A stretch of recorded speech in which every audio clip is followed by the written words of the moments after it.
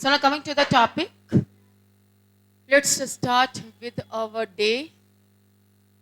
Today is 17/7/23. Okay, we have already started our chapter 2, Girls, Origin of the Earth. It's okay?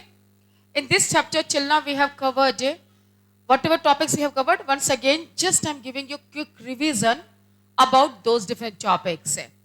In this origin of the earth, we have covered earlier that there were the two different thoughts which develop who has delivered their views related with the origin of our planet earth.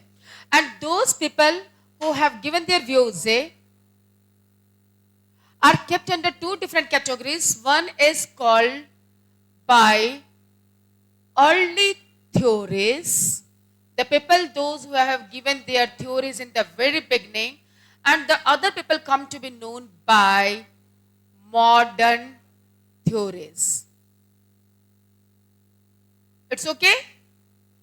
In early theories, we have covered what different topics. Let's discuss one by one about all those different topics. Talking groups. बेटा अगर आप लोग को बात करना है तो classroom से बाहर जाके आराम से डिस्कशन करिए, बात कर लीजिए, इसके बाद आइएगा, ठीक है? क्योंकि यहाँ मैं बात नहीं करने दूंगी आप लोग को. बात करने का जब टाइम होगा तो हम लोग कर लेंगे वो भी. फिलहाल इस पर ध्यान दीजिए. Okay. Early theories. What are those different things? We have already discussed in the very beginning. One German person, name of that person is Immanuel Kant. He has given his theory in the year 1755, and name of that theory is nebular hypothesis. I have already given hypothesis. Already given you the meaning and every concept about this hypothesis. Isn't it? So nebular hypothesis. Later on we have discussed that this Kant theory of a hypothesis was revised once again in the year 1796. And name of the person is Simon Laplace. Okay, Laplace, and he was once again from the same country. Sorry, L is missing. Yes, Laplace, who was also once again from the same country, Germany, but he was not a philosopher, he was a mathematician. And after doing some calculation, he has just proved the same nebular hypothesis once again in a perfect way.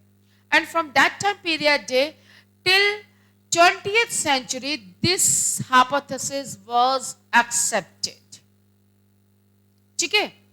समय से लेकर आपके ये 18th century से लेके 20th century तक लोगों ने इसी हाइपोथेसिस को आधार माना. बट ऐसा नहीं था कि इसको आधार मान के वो दूसरा काम करना बंद कर दिए, इसके ऊपर रिसर्च करना बंद कर दिया. इसके ऊपर ऑलरेडी रिसर्च चल रहा था, सब अपनी अपनी व्यूज को रख रहे थे regarding origin of the planet Earth. In the same list, in the early theories, after these people, another people came, those who come to be known by Chamberlain and Moulton. कौन थे वो लोग? They were Chamberlain and the another person is Moulton.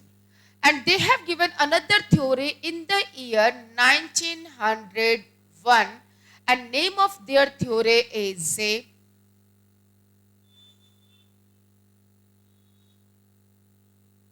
planetesimal hypothesis. It's okay? Their theory is come to be known by planetesimal hypothesis. Then after 1901, another two persons came. They were James Jeans. In your book already given here, Sir James Jeans and Harold Zaffrey. Harold Zaffrey. These two persons given their theories in the 1917, and their theory is called by tidal hypothesis. It is not given in your book, है ना, लेकिन मैंने आपको बताया था tidal hypothesis. And these two theories together known by binary hypothesis. इन्हीं दोनों theories को एक साथ फिर हम क्या बोलते हैं?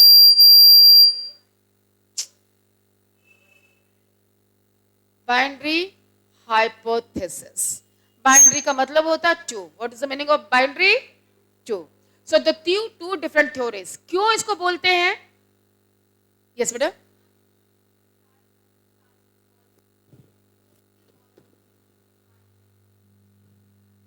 दो चीज इन्वॉल्व होते हैं. वो दो कौन सी चीजें हैं? दो चीज इन्वॉल्व नहीं, ये दो डिफरेंट थ्योरीज जो हैं वो ऑलमोस्ट एक दूसरे से सिमिलर हैं, इसलिए हम इनको एक साथ बाइनरी हाइपोथेसिस कह देते हैं. इनके अंदर बहुत हद तक सिमिलरिटीज हैं. अब ये क्या सिमिलरिटीज है एक बार शॉर्ट में हम लोग इसको कवर कर लेते हैं. ठीक है. नेबुलर हाइपोथेसिस में मैंने क्या बताया था? आपका जो है एक नेबुला है जिसका नाम हमने सन रखा.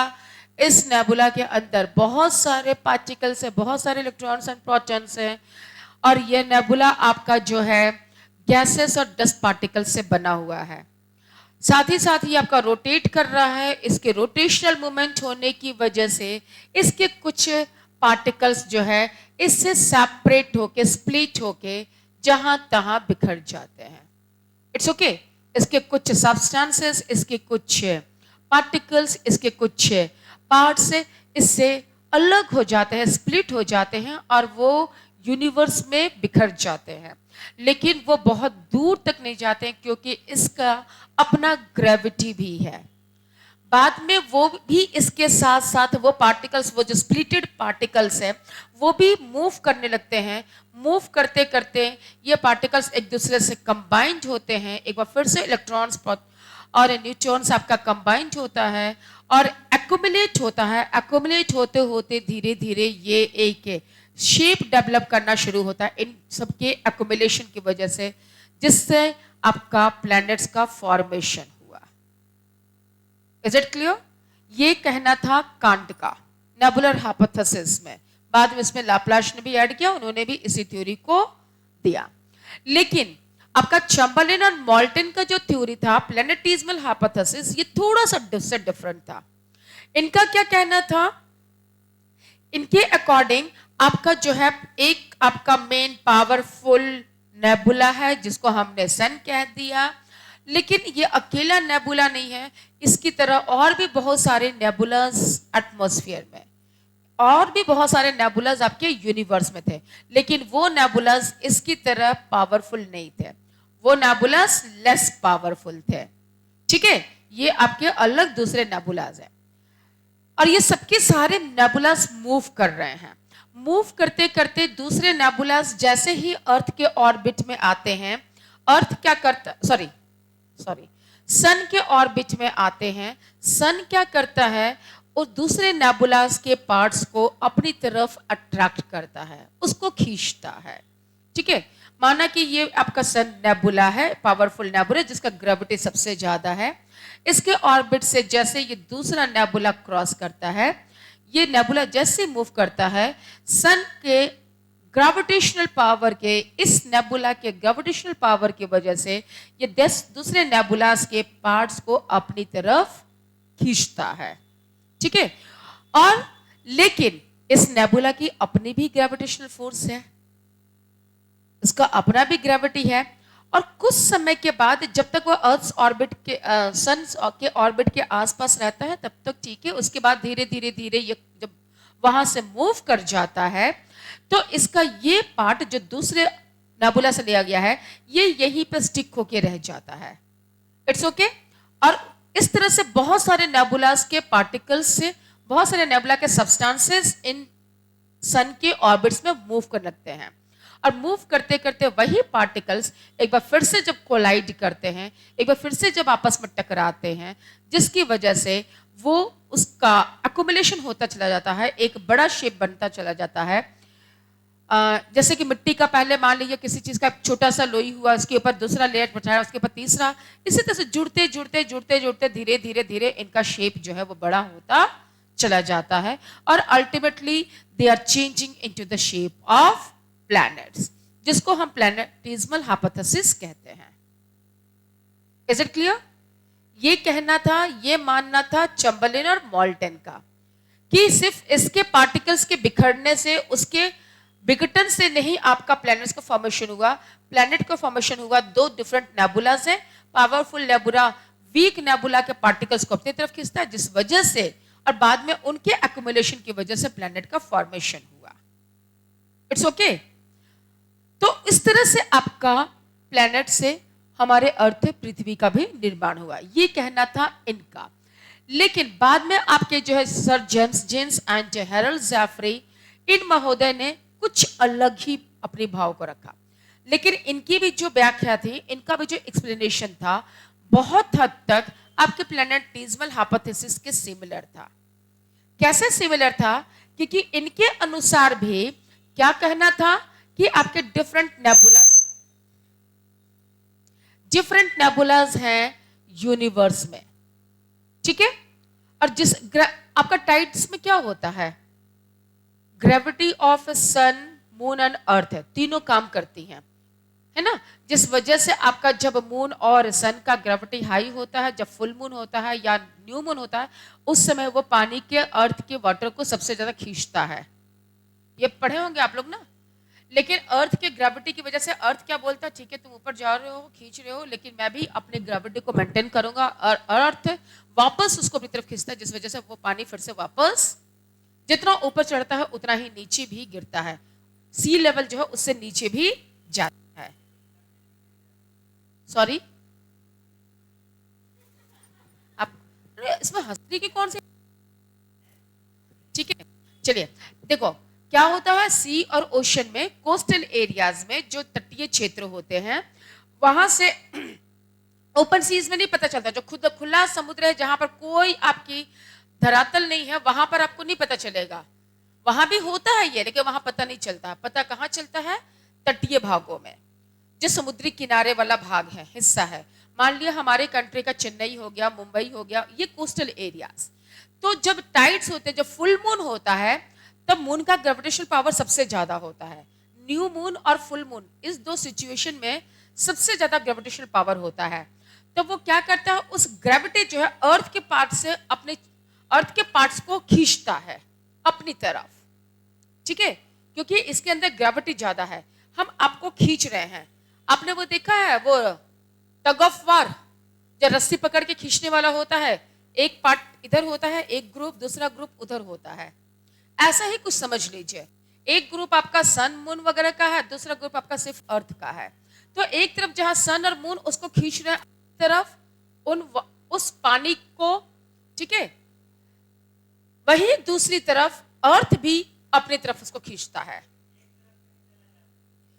एक तरफ जाता है लेकिन वापस फिर आ जाता है, आ जाता है। बता रही हूं, आ रही हूं। यहां क्या होता है, यहां बीच में, ना इसके पास ना उसके पास, ठीक है। तो वैसा ही कुछ फेनोमेना होता है किसके साथ, इस टाइडल हाइपोथेसिस में। एक पावरफुल सन है, नेबुला है, दूसरा लेस पावरफुल नेबुला है। पावरफुल नेबुला ने जो है दूसरे नेबुलास के जो पार्टिकल्स हैं उसको अपनी तरफ खींचा। दूसरे नेबुलास जो लेस पावरफुल है वो भी उन पार्टिकल्स को अपनी तरफ खींची। एज अ रिजल्ट ये पार्टिकल्स स्प्लिट हो जाते हैं नेबुला से। स्प्लिट यानी कि बिखरना, ठीक है। स्प्लिट होना मतलब बिखर जाना, अलग हो जाना। तो इसने जो है इनके कुछ पार्टिकल्स को खींचा और इसके भी कुछ पार्टिकल्स को ये खींचने की कोशिश किया। एज अ रिजल्ट बहुत सारे पार्टिकल्स इस एटमॉस्फेयर, इस यूनिवर्स में पाए जाने लगते हैं, ठीक है। बहुत सारे सब्सटेंसेस पाए जाते हैं और धीरे धीरे वही सब्सटेंसेस मूव करते करते एक दूसरे से टकराते हैं। Different electrons and protons, neutrons आपस में टकराते हैं, जिस वजह से फिर से एक बार नया डेवलपमेंट होता है। और वो नया development in the form of आपका planets होता है. It's okay. Like this formation of planet has been observed. ये कहना था टाइडल हाइपोथेसिस के मानने वाले 1917 sir James Jeans and Harold Jeffrey का. Is it clear? ऑलरेडी हम लोग यहाँ तक पिछले क्लास में कर चुके थे. एक बार मैंने शॉर्ट में फिर से रिवाइज कर दिया ताकि एक बार रिन्यू हो जाए. यहाँ तक कोई doubt? Everything is clear? Last benchers समझ में आ रहा है? और क्योंकि अगर आप ध्यान से देखो तो ये प्लैनेटिज्मल और ये टाइडल, ये दोनों हाइपोथेसिस में बहुत हद तक सिमिलैरिटीज है. बहुत सारी नेबुलास की बात कही गई है और उनके पार्टिकल्स को आपस में लिया गया. ठीक है, इसलिए इन दोनों थ्योरीज को एक साथ मिला के हम बाइनरी हाइपोथेसिस कहते हैं. वो हाइपोथेसिस जो दोनों की ही बातों को ऑलमोस्ट डिफाइन करता है, एक्सप्लेन करता है. इसके बाद फिर आपके जो है 1950 में, इन द ईयर 1950 दो और जियोग्राफर्स आए जो कंट्री रशिया एंड जर्मनी से बिलोंग करते थे. एक का नाम था जो आपके रशिया के थे स्मिथ और जो आपके जर्मनी के थे वाजेकार. इन दोनों महोदय का क्या कहना था? उन लोगों ने बेस माना आपको नेबुलर हाइपोथेसिस को. किसको बेस माना? नेबुलर हाइपोथेसिस को. लेकिन उन्होंने क्या बताया कि नेबुलर हाइपोथेसिस में सन जो घूम रहा है, जो रोटेट कर रहा है, और इसके जो ग्रेविटेशनल पावर है प्लस रोटेशन की वजह से एक फोर्स जनरेट होता है, और उस फोर्स जनरेट होने की वजह से वो ऐसा प्रतीत होता है कि एक आपका प्लेट रखा है, प्लेट के बीच में जो है कोई ऑब्जेक्ट रखा हुआ है, और वो ऑब्जेक्ट क्या है? वो ऑब्जेक्ट आपका सन है. बात समझ रहे हैं आप लोग? क्या उनका कहना था अकॉर्डिंग टू स्मिथ एंड वाजेकार कि आपकी जो है ये नेबुला सन, जो पावरफुल नेबुला है, जो मूव कर रहा है, मूव करने की वजह से इसकी ग्रेविटी की वजह से जो है डिफरेंट रेज जो डेवलप हो रही हैं, वो एक प्लेट नुमा आकृति बनाता है जिसको हम आज के डेट में मिल्की वे कह सकते हैं. ठीक है, ये आकृति बनाता है और इसी आकृति के बीच में जो है आपका ये पावरफुल नेबुला है जिसको हमने सन कहा. It's okay. लेकिन सन के क्योंकि रोटेट कर रहा है, पार्टिकल्स इससे सेपरेट हो रहे हैं, जो कि ऑलरेडी नेबुलर हाइपोथेसिस में कहा गया. लेकिन इन्होंने क्या कहा, मॉडिफाई क्या किया, वो पार्टिकल्स जो सेपरेट हो रहे हैं वो इसी ऑर्बिट में रह रहे हैं, इस ऑर्बिट से बाहर नहीं जा रहे हैं. जो ये प्लेट नुमा शेप डेवलप हो रहा है वो उसी में रह रहे हैं, लेकिन वो अलग अपने ग्रेविटी के अकॉर्डिंग, जो उसका मटेरियल है, जितना उसमें सब्सटेंस है, उस ग्रेविटी के अकॉर्डिंग वो सन से, इस पावरफुल नेबुला से अलग अलग डिस्टेंस पर डेवलप हो रहे हैं. As we can see in present scenario, all the planets are situated at the different areas. They all are having their own orbit. और वो सबके सब सन की तरफ मूव कर रहे हैं, सन के चारों तरफ मूव कर रहे हैं, लेकिन क्या वो सभी जो है एक ही ऑर्बिट में सिचुएटेड है? हाँ या ना, कुछ तो बोलिए. ये तो आप लोग जूनियर क्लासेस से पढ़ते आ रहे हैं, क्लास 6 से पढ़ रहे हैं. क्या सारे प्लैनेट्स एक ही ऑर्बिट में हैं? All are having their own orbit.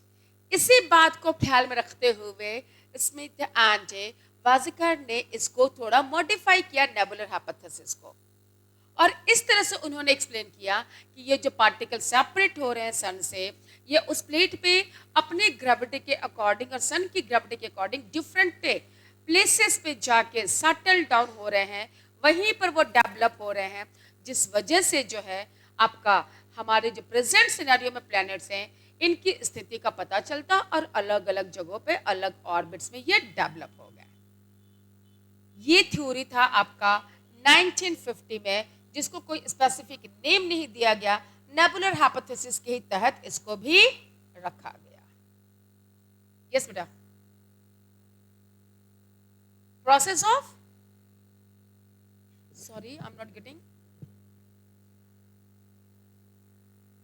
कहाँ लिखा है थोड़ा मुझे दिखाएंगे, तब शायद मैं अच्छे से एक्सप्लेन कर पाऊं. पैराग्राफ टेल मी.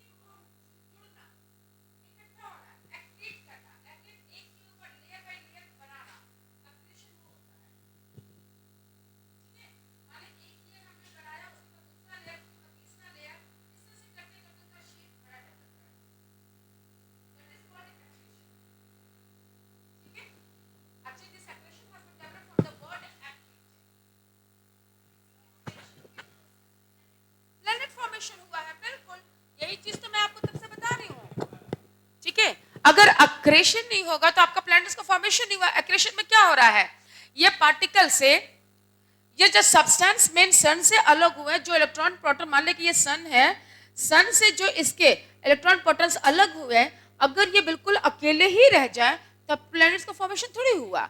इसमें क्या होगा, मैं सपोज दैट कि पहले इसके अंदर 4-5 मिले और ये शेप डेवलप हुआ, बाद में रोटेट कर रहा है, मूव कर रहा है, करते करते इसे कुछ और पार्टिकल्स टकराएं और इसके ऊपर अपना लेयर बना लिया, बाद में कुछ और इससे टकराएं और इसका लेयर डेवलप कर लिया, और इस तरह से यही एक्रेशन होते होते धीरे धीरे इसका शेप बड़ा होता गया और ये प्लैनेट के फॉर्म में आ गया. This is called accretion. It's okay? Any more doubt? Nebula ही यही तो किसी ने नहीं बताया अर्ली थ्योरीज में, इसलिए तो इसको रिजेक्ट किया गया.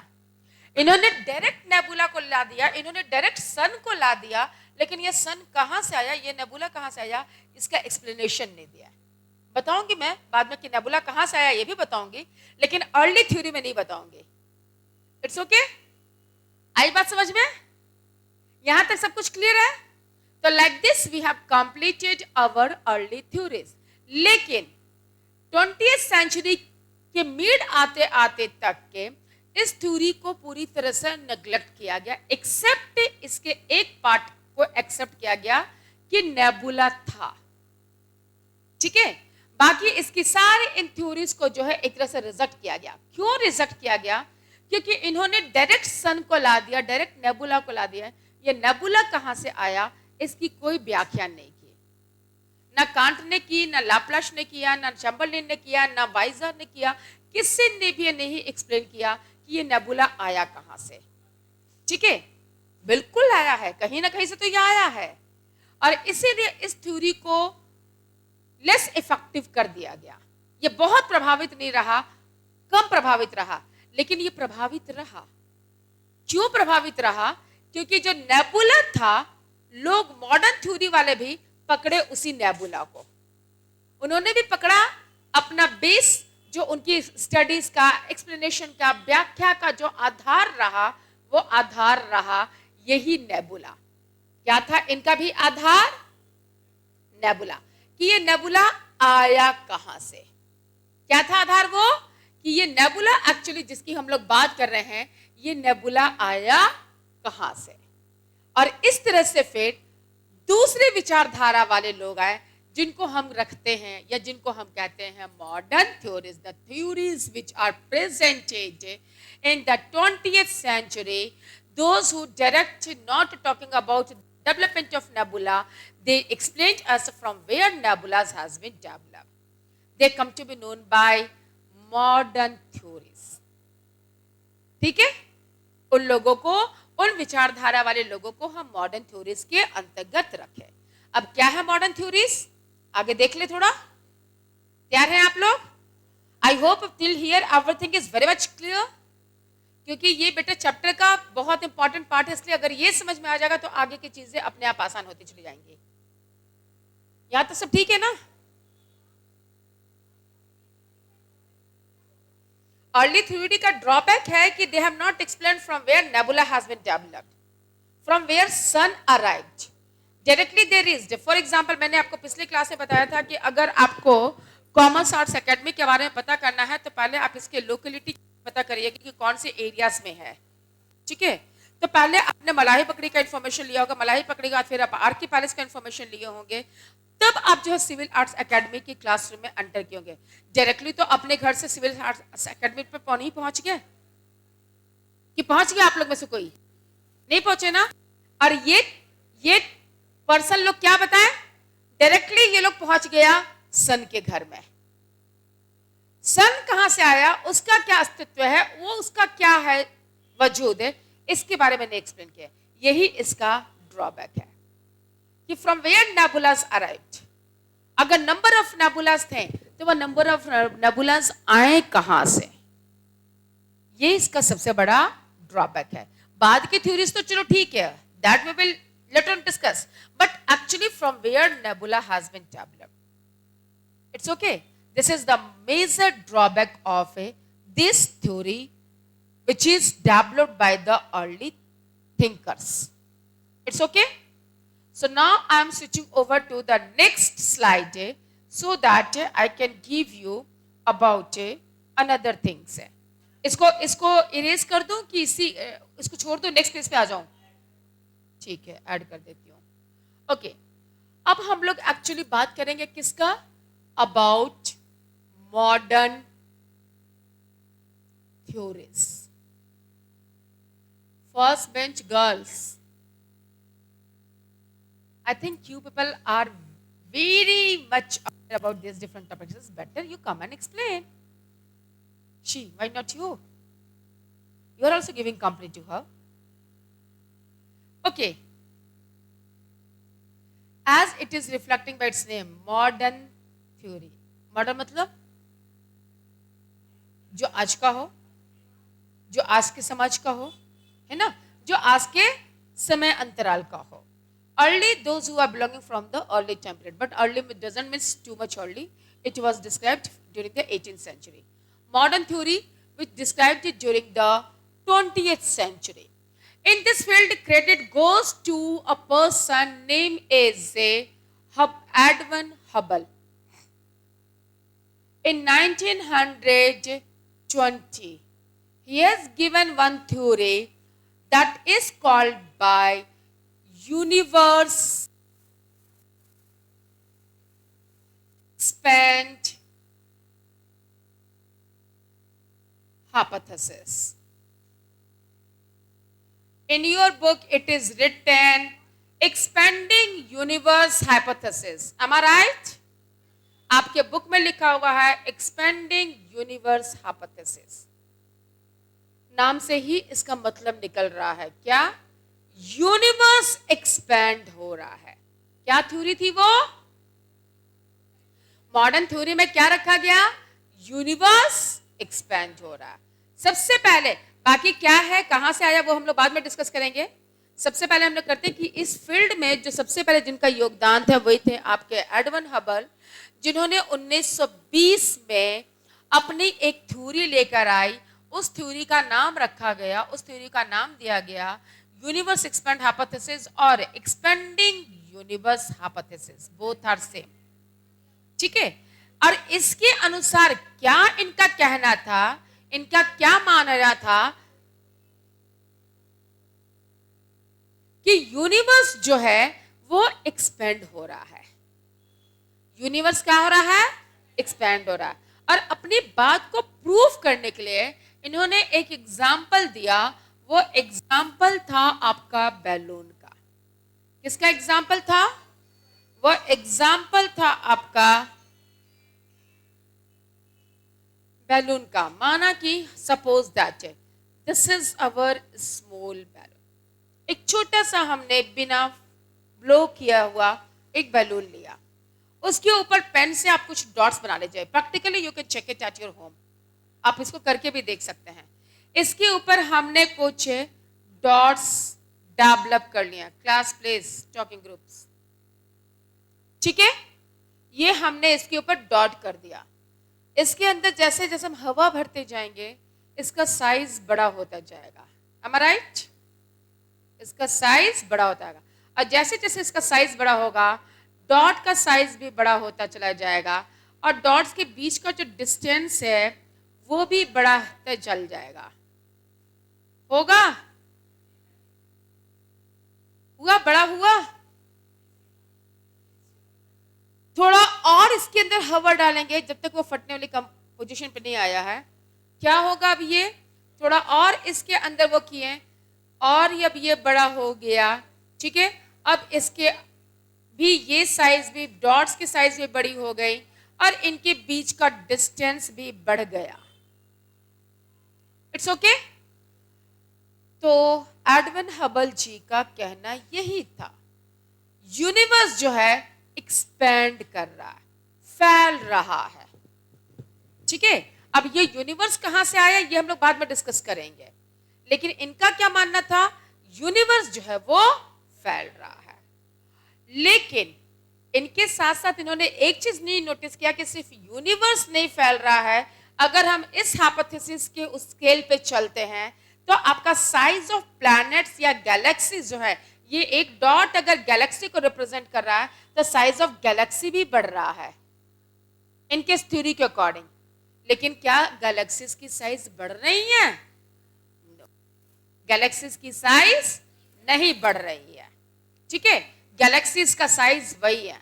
हो क्या रहा है, गैलेक्सीज के बीच में डिस्टेंस बढ़ रहा है। एक गैलेक्सी से दूसरी गैलेक्सी के बीच का जो डिस्टेंस है वो बढ़ रहा है। समझ में आ रही बात? सेकंड लास्ट, समझ में आ रहा आपको? यस। आप कहीं और थे? नहीं, आप क्लासरूम में नहीं थे, कहीं और थे आप थोड़ी देर पहले। Are you second last? जो था वो समझ गया, इसलिए छोड़ दीजिए, अब जानने की कोशिश नहीं है। जिनके लिए वो बात थी मेरी वो उन तक पहुंच गई, काफी है। ठीक है, चलिए, तो क्या है ये इनकी एडवर्ड हबल जी की हाइपोथेसिस। ये चलो ठीक है कि यूनिवर्स एक्सपेंड कर रहा है, मान लिया हमने यूनिवर्स एक्सपेंड कर रहा है, यूनिवर्स के जो ऑब्जेक्ट्स हैं वो भी एक्सपेंड कर रहे हैं, तो क्या गैलेक्सीज की साइज बढ़ रही है? बट हमने प्रेजेंट टाइम पीरियड में स्टडीज में क्या पाया, size of galaxies are not increasing, size of galaxies are not increasing.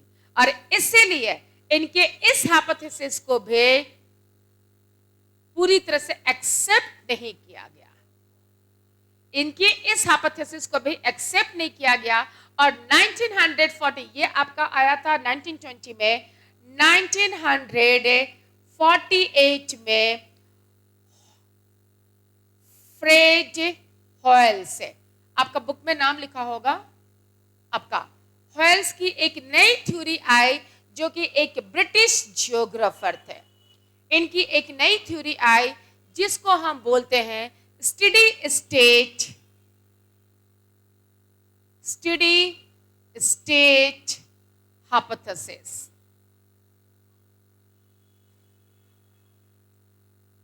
ठीक है, इनकी क्या थ्योरी थी, स्टेडी स्टेट हाइपोथेसिस। इनके द्वारा मानना क्या था, जो कि ये के ब्रिटेन के जियोग्राफर थे, महानुभाव थे, फ्रेड हॉयल्स। इनका कहना था कि यूनिवर्स हमारा नहीं फैल रहा है, अगर यूनिवर्स हमारा बढ़ता, अगर हम इस हाइपोथेसिस को मानते तो हमारा गैलेक्सीज का साइज भी बड़ा होना चाहिए था। लेकिन गैलेक्सीज की साइज तो बड़ी नहीं हो रही है, गैलेक्सीज तो जहां थे वो वही हैं। ठीक है, मतलब वही नहीं है, उनका साइज जो था वो वही है, उनका मूवमेंट हो रहा है, वो एक जगह से दूसरी जगह शिफ्ट हो रहे हैं, उनकी एक गैलेक्सी से दूसरी गैलेक्सी के बीच की जो दूरी है वो तय हो रही है, वो बढ़ रही है, लेकिन साइज जो गैलेक्सी का था वो नहीं बढ़ रहा है। और इसके तहत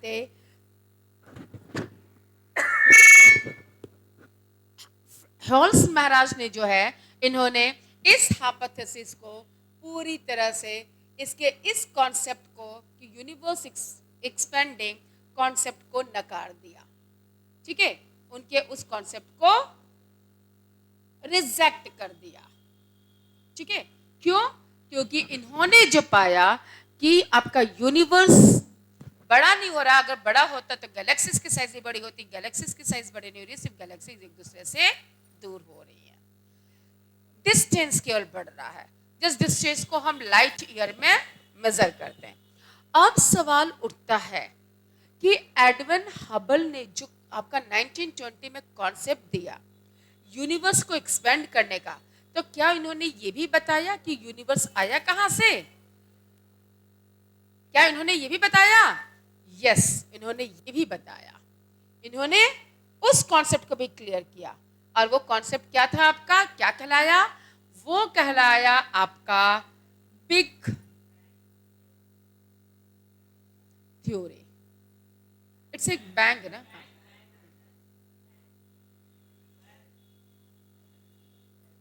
What was that? Big Bang Theory.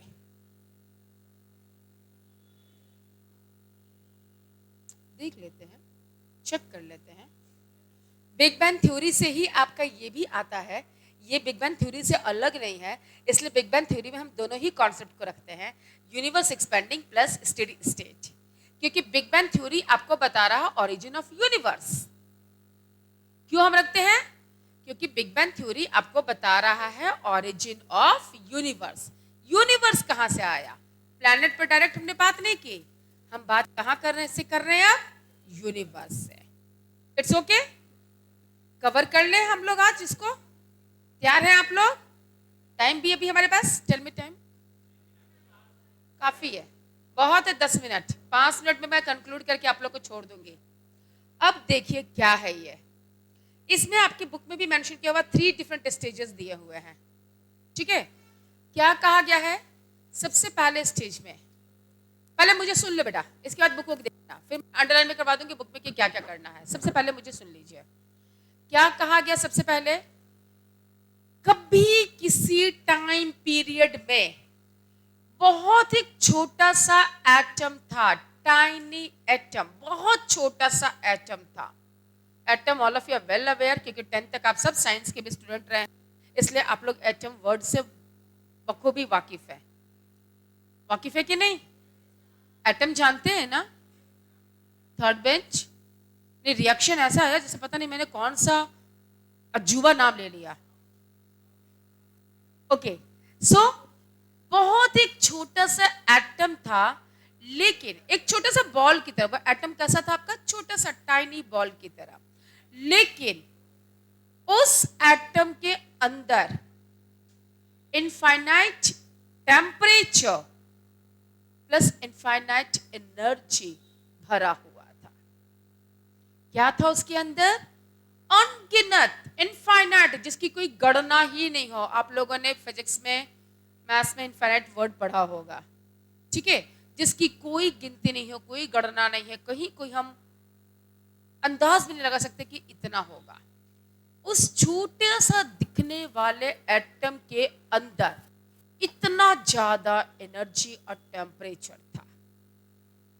किसी वजह से, वो वजह आज तक नहीं पता चला, किसी वजह से उस टाइनी एटम के अंदर ब्लास्ट हुआ। क्या हो गया? और वो ब्लास्ट इतना भयंकर था, इतना भयंकर था कि जब ब्लास्ट हुआ, जब उसके सब्सटेंसेस उससे बाहर निकले, जो वो अनगिनत उसके अंदर एनर्जी, जो टेम्परेचर भरा पड़ा था, वो सबके सब जब बाहर आया तो कुछ समय के लिए बिल्कुल सन्नाटा और अंधेरा छा गया। ठीक है, बिल्कुल ना पिन ड्रॉप साइलेंट उस साउंड के बाद है, और बिल्कुल डार्क अंधेरा, जहां कुछ भी विजिबल नहीं था। Nothing was visible. बात आ रही समझ में? और जब उतने एनर्जी एक साथ बाहर आई, उतना टेम्परेचर जब उससे बाहर आया, तो यू कैन इमेजिन कि सिचुएशन क्या रहा होगा। एक छोटा सा दीपावली के टाइम पर हाइड्रोजन बम आप लोग फोड़ते हो तो कुछ सेकंड्स के लिए लगता है कान सुन दिया। होता है ऐसा? होता है कि नहीं होता है? कान से अच्छा लगता है, सुनाई देना बंद हो गया, और उसका जो धुआं इतना होता है, उसका धुआं इतना होता है कि कुछ सेकंड्स के लिए, I am not talking about you minutes, but for few seconds it seems that nothing is visible. केवल धुआं धुआं ही आपको नजर आता, कुछ विजिबल उसके आर पार नहीं दिखेगा। लेकिन जस्ट आफ्टर फ्यू सेकेंड से everything slowly slowly become normal. होता है नॉर्मल? अरे हाँ या ना, कुछ तो जवाब दे दो। पटाखा नहीं छोड़े हो कभी क्या? क्या बात है, all of you become so obedient, है ना, कि you are protecting your environment. And being a geography student, we are not supposed to crackers. ये कहां लिखा हुआ कि हम पटाखा छोड़ेंगे, हम पोल्यूशन करेंगे तभी एंजॉय करेंगे? दोस्तों से मिलकर एक दूसरे के घर जाके मिठाइयां खा के एंजॉयमेंट नहीं होगा? तो हर चीज में एंजॉयमेंट ढूंढिए ना।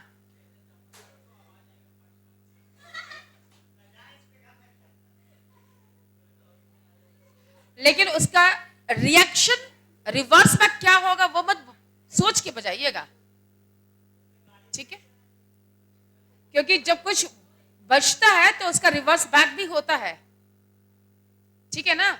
और उसका रिवर्स बैक वाला रिएक्शन ज्यादा डेंजरस होता है। चलो तो लेट डिस्कस, थोड़ा सा और है, इसको कंप्लीट कर लेते हैं, ठीक है? तो क्या था आपका?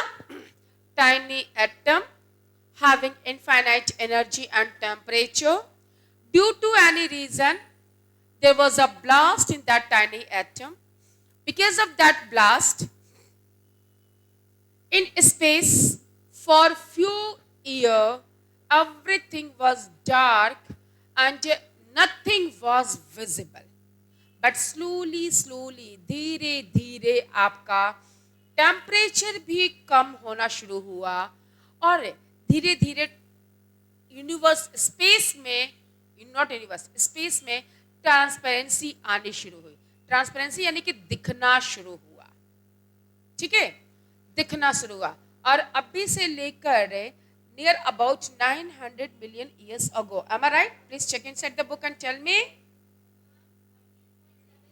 13.7 बिलियन ईयर्स अगो ये सिनेरियो था जब इस तरह का सब कुछ हुआ। और उसके बाद जब टेम्परेचर थोड़ा कूल डाउन हुआ, जब टेम्परेचर आपकी अप्रोक्सीमेटली 48 केल्विन और 4500 केल्विन टेम्परेचर जब आपके रिड्यूस हुए, तब जो है एक बार फिर से स्पेस में चीजें विजिबल हुई। और जब विजिबल होनी शुरू हुई तो हमने क्या देखा?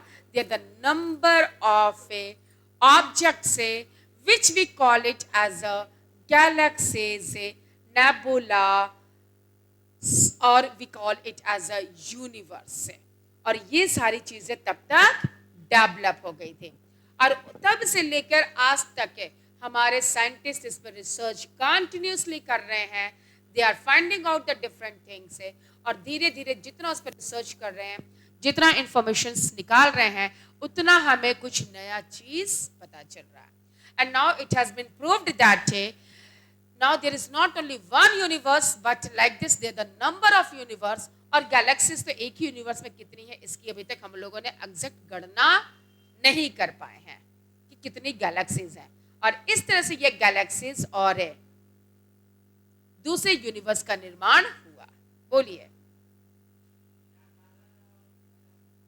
अब ये कारण तो जब ढूंढ लेंगे, मैं जब जाऊंगी स्पेस में ना, अगर मुझे नासा ने इनवाइट कर लिया और अगर जाऊंगी तो जब मुझे पता चल जाएगा तो आके बता दूंगी। नहीं तो आप लोग किसी दिन जाइएगा तो आप लोग ही आके बता दीजिएगा क्या वजह है। अभी तक तो किसी ने नहीं ढूंढा वो वजह क्या था। ये अभी तक रहस्य है कि वो क्या वजह था कि उस टाइनी बॉल के अंदर, उस टाइनी एटम के अंदर ब्लास्ट हुआ। मे भी हो सकता है कि इतना ज्यादा उसके अंदर एनर्जी आ गया, इतना ज्यादा उसका टेम्परेचर हो गया, इस वजह से वो ब्लास्ट कर गया।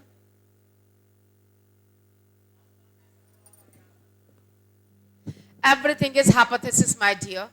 That's why everywhere it is written hypothesis. उसमें कोई जिंदा नहीं था और अभी तक हम लोग को बताने के लिए भी कोई नहीं था। हमें कोई रिटर्न एविडेंस अभी तक नहीं मिला है। लेकिन हम जो रिसर्च कर रहे हैं, हम लाइट ईयर के थ्रू, अभी तक हम अपने light year, do you know what is light year? एक साल में, आप लोगों ने फिजिक्स में पढ़ा भी होगा लाइट ईयर। एक साल में हमारा लाइट जितना ट्रेवल करता है, इसे हम कहते हैं 1 लाइट ईयर। ठीक है, तो ये लाइट ईयर के थ्रू, हमारे लाइट्स के थ्रू जो हमने अभी तक इंफॉर्मेशन कलेक्ट की है, जितना पीछे तक हमारा ये लाइट जा सका है, उसके आधार पे हमने ये गणना किया है। हमने मीन्स कि हमारे साइंटिस्ट ने ये गणना किया है, एक्चुअली कोई उस समय था नहीं। ठीक है, ठीक है। मनुष्य तो बेटा आज के 200 मिलियन ईयर्स अगो नहीं था, 200 मिलियन साल पहले नहीं था। तो ये तो आपका 13.7 बिलियन ईयर्स की बात हम लोग कर रहे हैं, हम लोग बहुत पहले की बात कर रहे हैं। तो उस समय क्या था क्या नहीं, नो वन नोस। ठीक है, लेकिन एक ऐसा हम लोग क्रिएचर हैं भगवान के, कहिए गॉड के, जिसको भी हम मानते हैं उनके क्रिएचर हैं, कि हम लोग हर चीज में ढूंढते रहते हैं कहां से ये आया, कैसे आया। अपनी उत्पत्ति तो हमने ढूंढ ली, कैसे हुए हम लोग पैदा हुए। अब हम लोग ढूंढने चले हैं कि जहां हम रहते हैं उसकी उत्पत्ति कैसे हुई, वो भी हमने ढूंढ लिया। अर्थ का ओरिजिन भी हमें पता चल गया। अब क्या ढूंढ रहे हैं, यूनिवर्स, यूनिवर्स का ओरिजिन भी पता चल गया है। अब हम लोग इस यूनिवर्स में जो डिफरेंट ऑब्जेक्ट्स हैं उस पे बहुत कुछ ढूंढ रहे हैं। अब मून, नेबुला उसी से निकला बेटा, नेबुला उसी ब्लास्ट से निकला आपका आया, उसी जो ब्लास्ट हुआ टाइनी जो है, उसी से आपके डिफरेंट गैसेस पार्टिकल्स, उसके अंदर सब कुछ था, डस्ट पार्टिकल्स था, गैसेस थे, सब था, वहीं से ये नेबुला आया। ये नेबुला बना कैसे, तो नेबुला एक तरह का गांठ है, जो गैसेस एक जगह पे एक्युमुलेट कर गए, जो अलग नहीं हो पाए, एक गांठ की तरह बन गया। कैसे, किसी तरह से, एक मिनट, आटा जब गूंथते हो, ठीक है, तो उसके अंदर जब हम पानी डालते हैं, सूखे आटा के अंदर जब पानी डालते हैं, उसको पहले मिक्स मत करिए, छोड़ दीजिए, तो क्या होगा, या मिक्स भी करिएगा प्रॉपर वे में, जब मिक्स नहीं करिएगा तो क्या होता है, आटा का जगह जगह गांठें बन जाती हैं। या बेसन घोलते हैं पकौड़ी वगैरह बनाने के लिए, कुछ गांठें बन जाती हैं, उस गांठ को खोलना पड़ता है, उसको फोड़ना पड़ता है ना। तो नेबुला इज दैट नॉट, और यही नेबुला, यही नॉट है, यही गांठ है, और बढ़ती चले गई, उसी के ऊपर और जमा होता चला गया, और भी पार्टिकल्स एग्रीगेट करना शुरू कर दिया है, उसी से बड़ा होता होता होता वो बड़ा नेबुला बन गया, जिसको हम आज के डेट में स्टार कहते हैं। सन इज अ स्टार। मैं शुरू से नेबुला आपको सन सन सन कही, तो what is sun, sun is a star. Sun कुछ और थोड़ी है। नेबुला एक तरह का क्लाउड है, बट उस क्लाउड को जो हम आज नाम देते हैं वो स्टार, सन एटसेट्रा, मैं हम अपने स्टार को, जिस स्टार से हम बिलोंग करते हैं, हम उसे सन कहते हैं। इस तरह से बहुत सारे, why the stars are seems twinkling, ये शायद हमने पहले भी डिस्कस किया, क्योंकि वो हमसे इतना दूर है और उनकी लाइट जो हमारी एटमॉस्फेयर में आती है।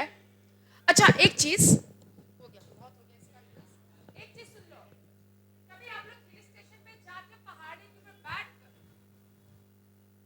हिल स्टेशन पे जाके पहाड़ी के ऊपर बैठ के घाटियों में जो घरें होती हैं उनकी लाइट्स को ऑब्जर्व किया है, जो आपकी दूर की लाइट्स होगी, ऐसा आपको लगेगा, कभी ऑब्जर्व करिएगा, मौका मिलेगा तो कभी ऑब्जर्व करिएगा।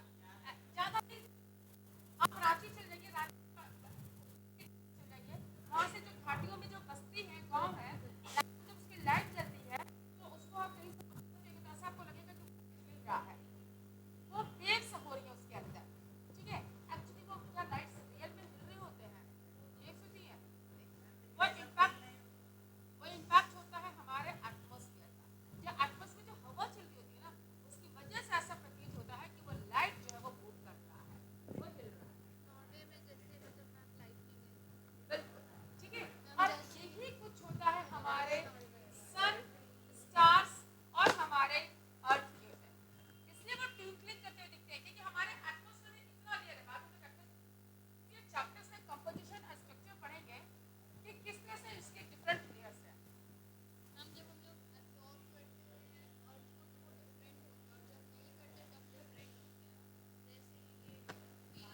हाँ yes,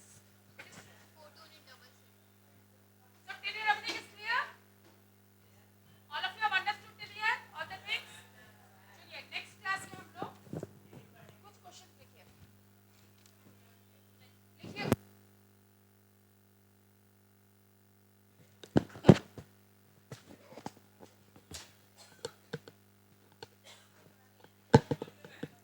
First question is, what is nebula? Write down quickly. What is nebula?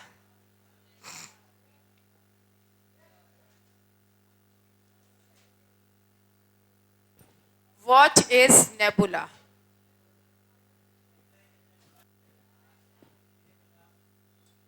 Talking groups is what is nebula. After that, second question. Name the galaxy from which we belongs. Name the galaxy. Name the galaxy from which we belongs. From which we belongs. Question number 3.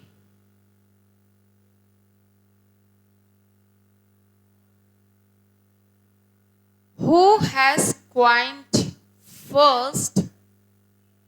Who has coined at first about the origin of earth? Who has coined, COINED, who has coined at first, who has coined at first about the origin of earth? Explain. Explain. Explain. किसने सबसे पहले पृथ्वी की उत्पत्ति के बारे में बताया?